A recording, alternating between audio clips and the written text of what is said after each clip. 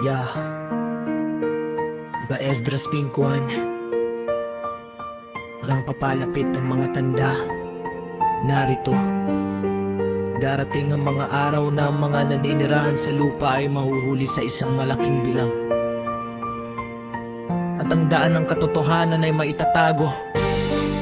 At ang lupain ay magiging tiwang-buwang sa pananampalataya. At ang kasamaan ay lalong sasagana kaysa sa iyong nakikita ngayon o sa iyong narinig noon pa man. At ang lupain na iyong nakikitang ngayon na may ugat ay iyong makikitang biglang wasak.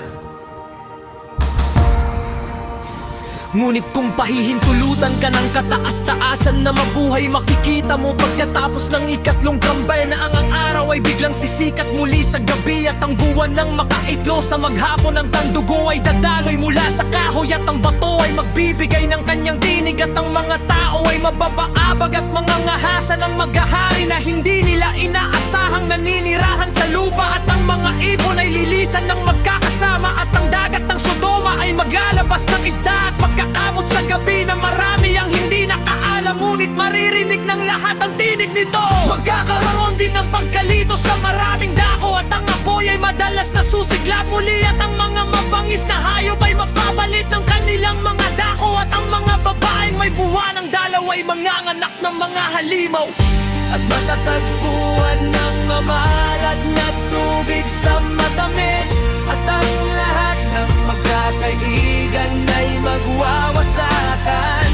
At ang karunungan ay magkukubli. At ang pangunawa ay urong sa kanyang lihim na silid. At hahanapin ng marami ngunit hindi masusumpungan. Pagkatapos ay ang kalikuan at kawalan ng pagpipigil ay dadami sa lupa. Ang isang lupain ay magtatanong din sa isa at magsasabi, dumaan ba sa'yo ang katuwirang nagpapaging matuwid sa tao? At ito ay magsasabi, hindi sa panahong iyon ay mag-asa ang mga tao. Ngunit wala silang makakamtam, magpapagal sila. Ngunit ang kanilang mga landas ay hindi giginhawa. Upang ipakita sa'yo ang mga ganitong tanda ay may pahintulot ako. At kung mananalangin ka muli at iiyak kaya ngayon at mag-aayuno ng maraming araw, makaririnig ka pa ng mga lalong dakilang bagay. Nang magkagayoy nagising ako at isang matinding pangamba ang dumaan sa aking buong katawan. At ang aking isip ay nabagabag, ano pat ito'y ng lupay-pay?